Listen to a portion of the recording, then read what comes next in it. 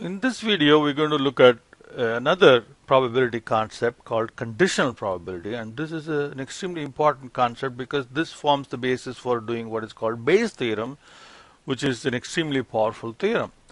Now, conditional probability is about two events.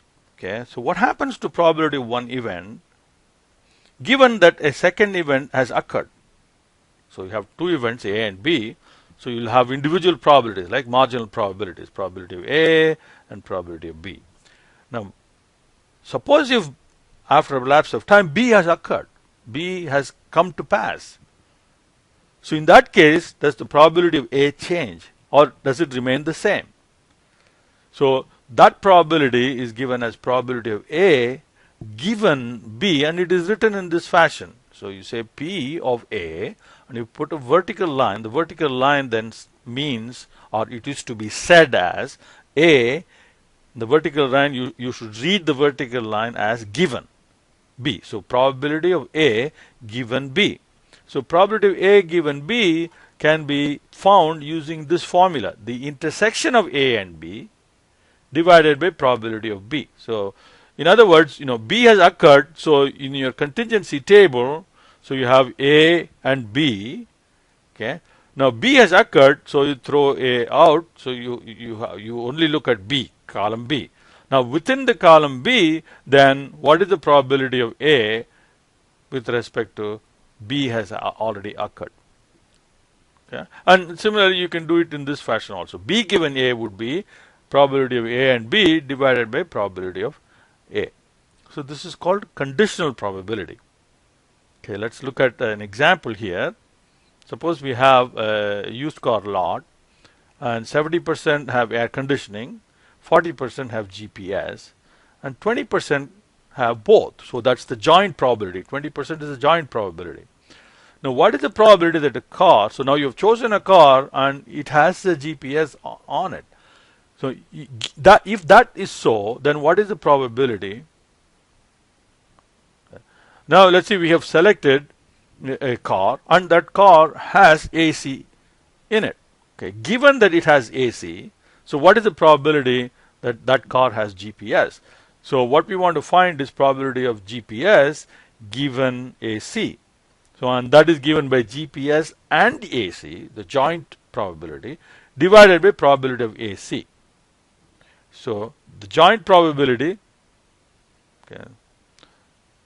Now these are the probabilities that are given, right? AC is 0.7, GPS is 0.4, okay, and AC and GPS is 0.2. These are given.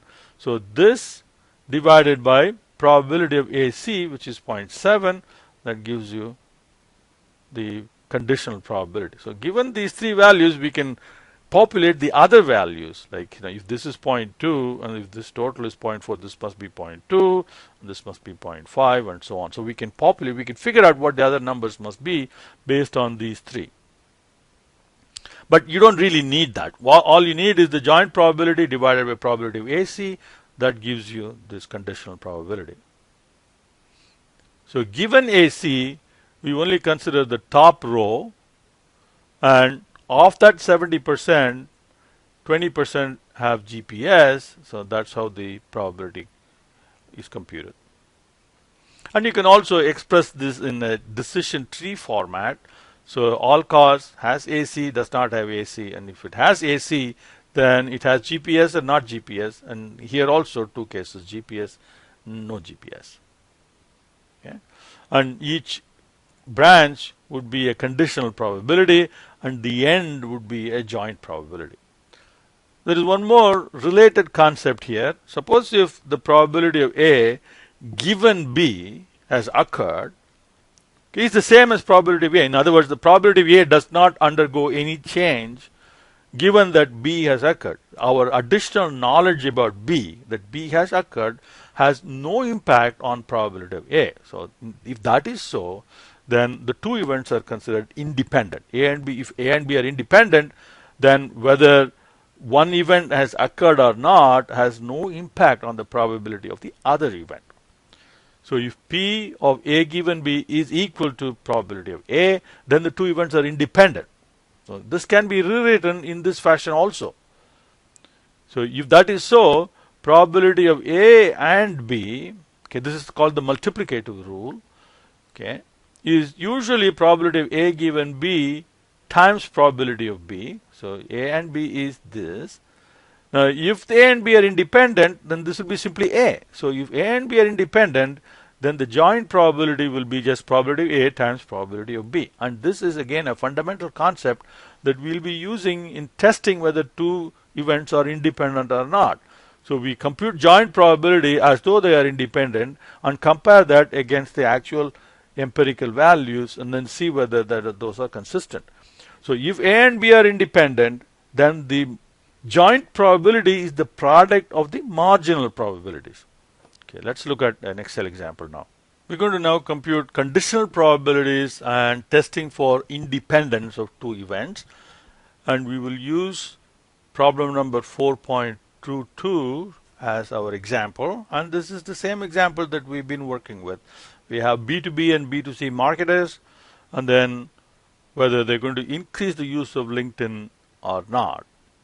And we have questions here. Suppose you know that the marketer is a B2B marketer. So we know that. So that's the given event. Then what is the probability that he or she plans to increase the use of LinkedIn? So let's go to Excel file. Now what we want is probability of Y, that is increased use of LinkedIn, given that the marketer is a B2B marketer. Okay? And that is equal to, our formula is the joint probability divided by the marginal probability of the given event. Okay, so now we need Y and B and then probability of B to complete this problem. So here is what we need. So we need to find probability of Y and B, and we need to find probability of B, and then we can find the conditional probability. So here first, what is the number of outcomes for the joint event Y and B? So Y and B is that. So then probability of Y and B is X divided by T. Okay, so that's the joint probability. Now probability of B, the marginal probability, and the X for that, so here that's B to B, that's that. So probability of B is that divided by T. So now we have all the probabilities we need. So joint probability divided by the marginal probability. So that will give us Y given B, probability of increased LinkedIn use given that the marketer is a B2B marketer.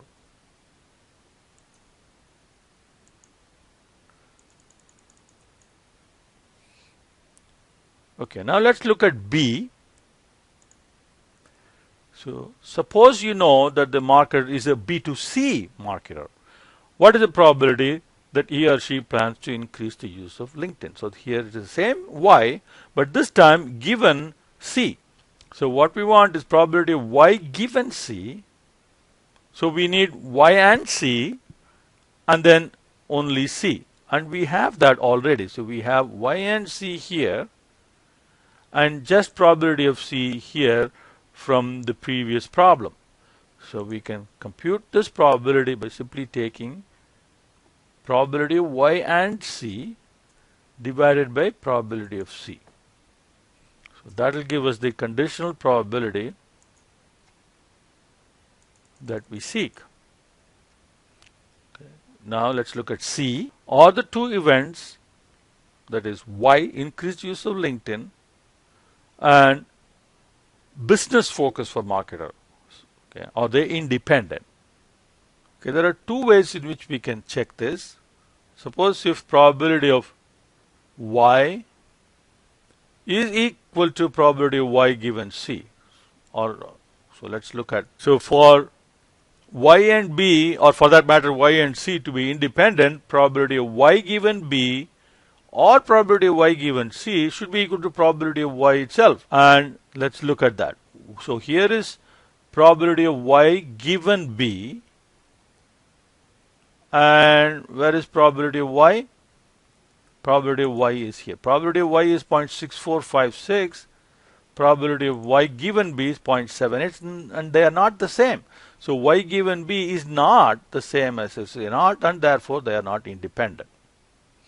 Okay. You can also check by looking at probability of y times probability of b. For y and b or y and c to be independent, the joint probability should be equal to the product of the marginal probability. That's the second way of checking whether they are independent or not. And you see that probability of y and b, which is here, which is 0.343, is not equal to the product of probability of y times probability of b. So probability of b is 0.44, probability of y is 0.6456, and when you multiply the two, you see that they are not the same, and therefore the events are not independent. That's the reason why they are not independent.